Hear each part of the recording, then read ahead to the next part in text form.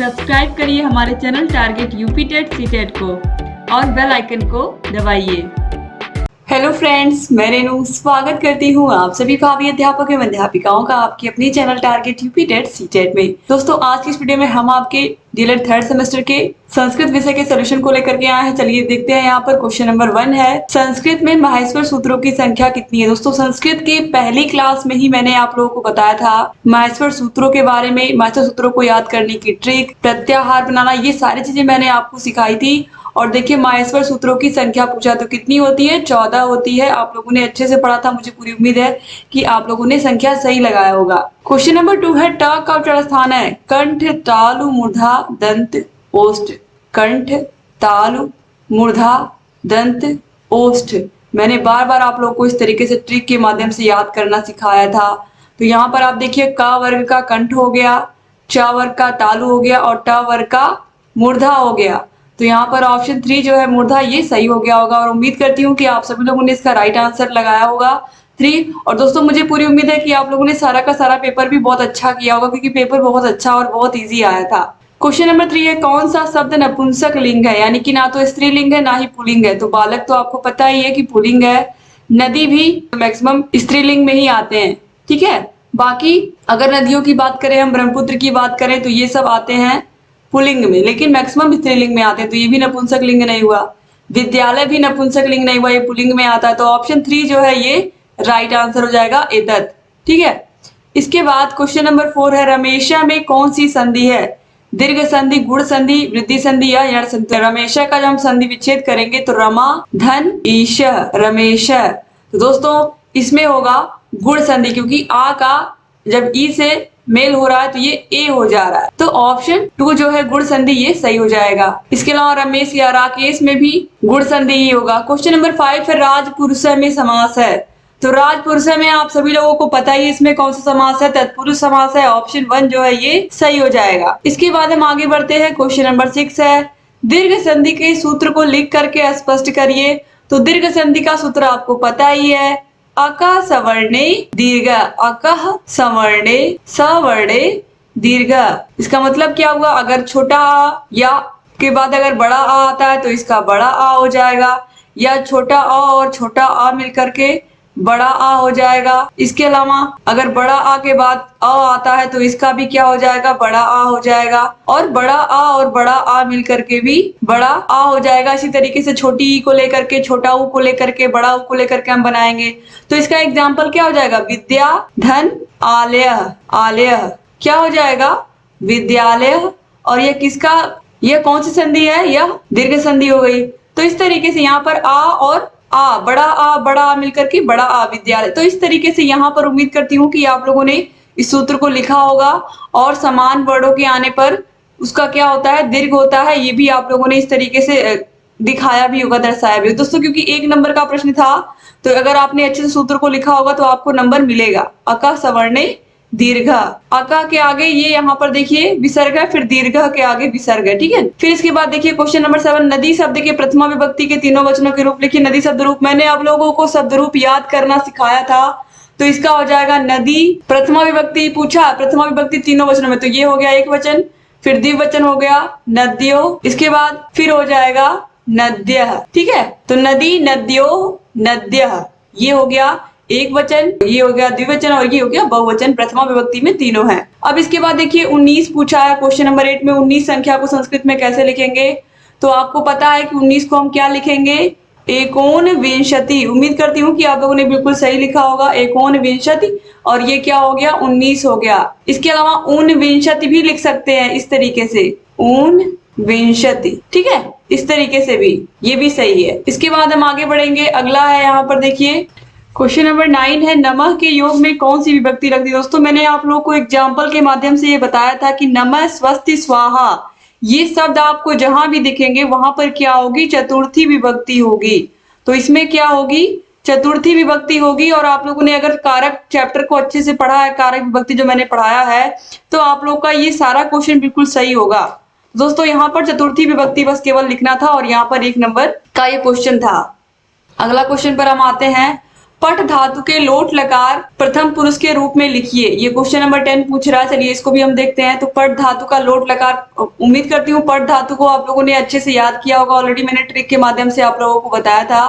तो चलिए देखते हैं पठ धातु का लोट लकार। दोस्तों ये हो जाएगा पठतु, पठतु, पठताम, पठंतु। ठीक है, इस तरीके से।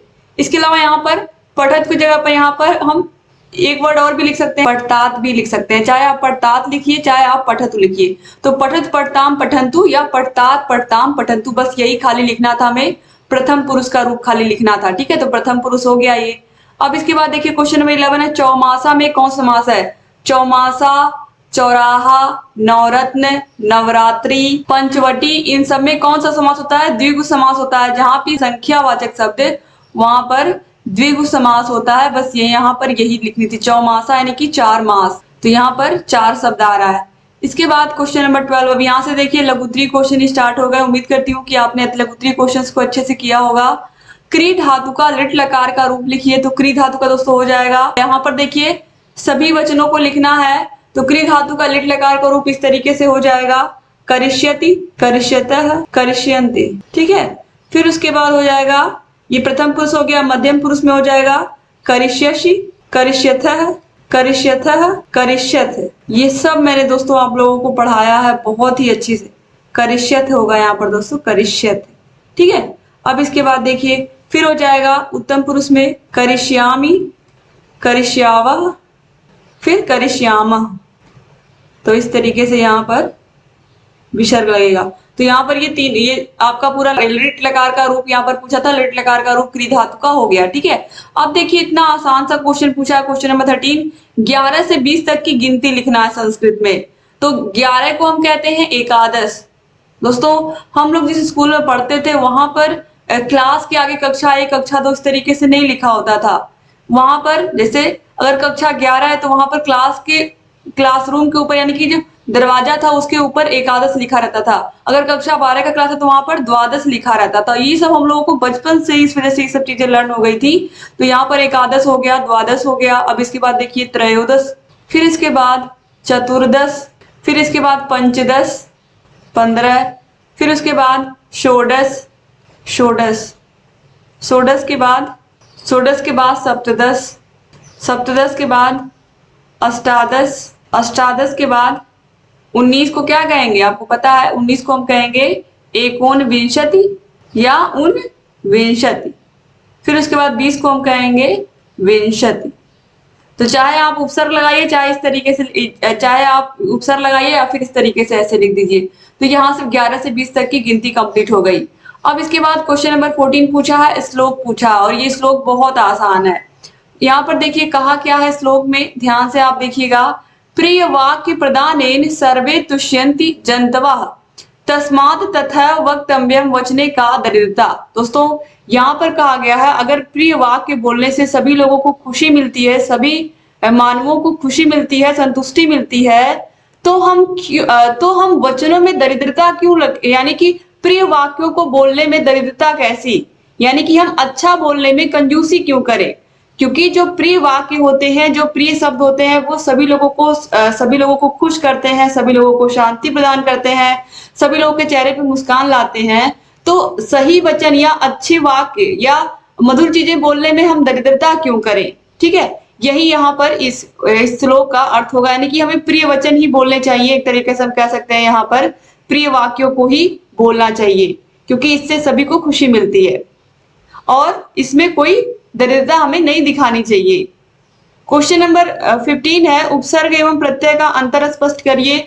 तो उपसर्ग वे शब्दांश होते हैं जो शब्दों के आगे लग करके उनके अर्थ में परिवर्तन कर देते हैं। जैसे कि प्र उपसर्ग की अगर मैं बात करूं तो प्र उपसर्ग प्रकार हो जाएगा, कार में लगा तो प्रकार हो गया, सार में लगा तो प्रसार हो गया, इस तरीके से। इसके अलावा हार में लगा तो प्रहार हो गया, ये तो उपसर्ग हो गया। प्रत्यय की बात करें, प्रत्यय वे शब्दांश होते हैं जो किसी भी शब्द के पीछे लग करके क्या करते हैं, उसके अर्थ में परिवर्तन कर देते हैं। जैसे कि सुंदर शब्द है सुंदर, सुंदर में हमने ता प्रत्यय जोड़ दिया तो ये क्या हो गया, सुंदरता हो गया। बस आपको यही लिख करके एग्जाम्पल दे देना था। ठीक है, इसके अलावा जैसे कि पठ धातु है, तो पठ धातु में अगर हम अगर हम पठ धातु में दोस्तों अनीय उपसर्ग लगाते हैं, अनीय उपसर्ग पीछे ही लगते हैं, अगर अनीय प्रत्यय लगाते हैं दोस्तों तो ये हो जाएगा पठनीय। ठीक है, तो जो प्रत्यय होते हैं ये पीछे लगते हैं, उपसर्ग आगे लगते हैं, ये मैंने आप लोगों को पहले भी बताया है। अब यहाँ पर हम अगला क्वेश्चन देखते हैं, क्वेश्चन नंबर 16। बहुत ही आसान सा प्रश्न है, इसको हम लोग ध्यान से समझेंगे। शिक्षण अधिगम में श्रव्य एवं दृश्य उपकरणों को 100 उदाहरण समझाइए। तो श्रव्य एवं दृश्य उपकरण, तो दोस्तों यहाँ पर देखिए श्रव्य एवं दृश्य उपकरण कहा है। तो अगर हम अलग अलग यहाँ पर बात करें श्रव्य उपकरण और दृश्य उपकरण की, तो श्रव्य उपकरण में क्या आ जाएगा, श्रव्य उपकरण में रेडियो आ जाएगा, टेप रिकॉर्डर आ जाएगा, और दृश्य उपकरण में क्या आ जाएगा, ब्लैक बोर्ड आ जाएगा, मॉडल आ जाएगा, चार्ट आ जाएगा। और अगर हम इसको एक समझे, श्रव्य दृश्य उपकरण समझें, तो इसमें क्या आ जाएगा, कंप्यूटर आ जाएगा, कंप्यूटर के बाद क्या आ जाएगा, टेलीविजन आ जाएगा।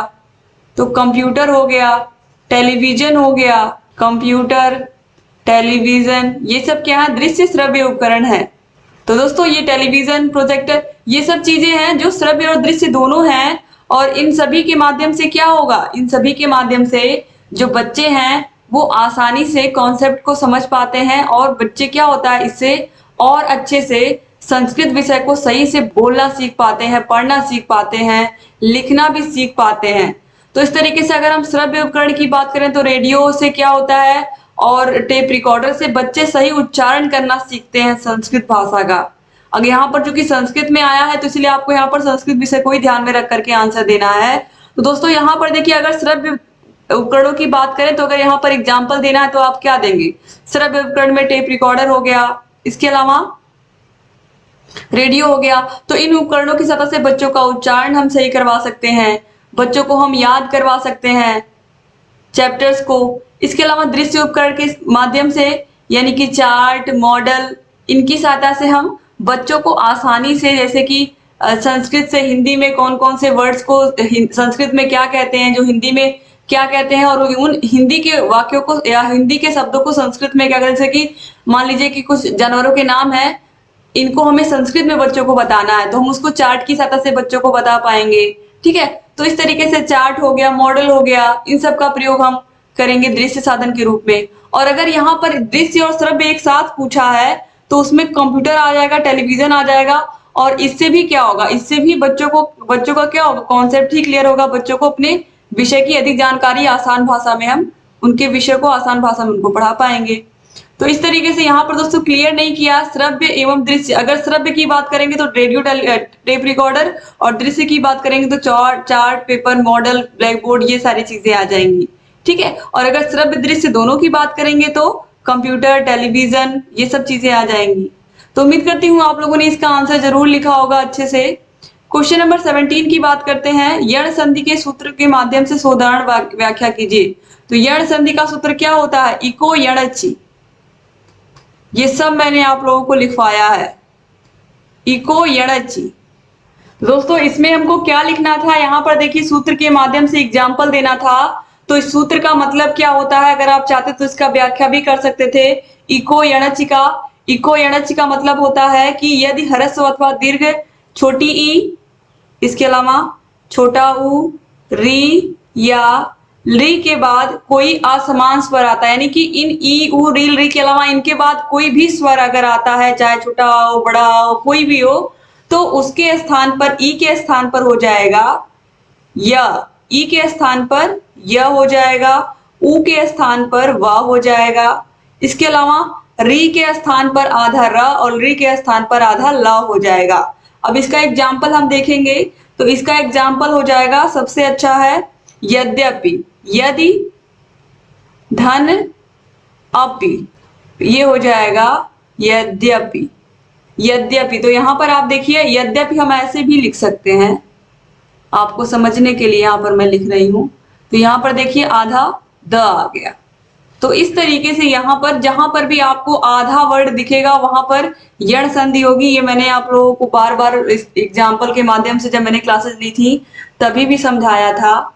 इसके बाद दोस्तों देखिए एक एग्जाम्पल हम और देखेंगे, इत्यादि का, इत्यादि का, इति धन आदि, तो यहाँ पर हो जाएगा इत्यादि। ठीक है, तो इस तरीके से यहाँ पर आप लोगों को एग्जाम्पल के माध्यम से समझ में आ गया होगा कि किस तरीके से यहाँ पर यण संधि का प्रयोग हम करते हैं और शब्दों को, वाक्यों को बनाते हैं। ठीक है, अब हम आगे बढ़ेंगे। एक एग्जाम्पल दोस्तों और देख लेते हैं, जैसे कि प्रत्येकम होता है तो प्रतिधन एकम, प्रतिधन एकम, तो ये हो जाएगा प्रत्येकम। ठीक है, तो इसके बाद हम आगे बढ़ेंगे। क्वेश्चन नंबर 18 है, संस्कृत में कारक कितने होते हैं, नाम सहित लिखिए। तो आपको मैंने बताया था कि संस्कृत में कारक कितने होते हैं, 6 होते हैं। संस्कृत में कारक 6 होते हैं। कितने होते हैं, 6 होते हैं। और हिंदी में कितने होते हैं, 8 होते हैं। तो आपको सिंपल सा कारकों का नाम लिखना था, कर्ता कारक, कर्म कारक, कर्ण कारक, संप्रदान कारक, अपादान कारक और अधिकरण कारक। तो इस तरीके से अधिकरण तक यानी कि 6 कारक होते हैं। उम्मीद करती हूँ कि आप लोगों ने लिखा होगा और आप सभी का पेपर बहुत अच्छा हुआ, क्योंकि जिन भी प्रशिक्षुओं ने सारे की सारी क्लासेस देखी होंगी उनका पेपर बहुत अच्छा हुआ होगा। और अगर पेपर अच्छा हुआ तो प्लीज कमेंट करना मत भूलिएगा। यहाँ ऊपर आई बटन पर क्लिक करके आपको सारे के सारे वीडियोस की लिंक मिल जाएगी, सारे के सारे विषयों के सोल्यूशन की लिंक मिल जाएगी। डिस्क्रिप्शन बॉक्स, कमेंट बॉक्स में वीडियोस की लिंक मिल जाएगी।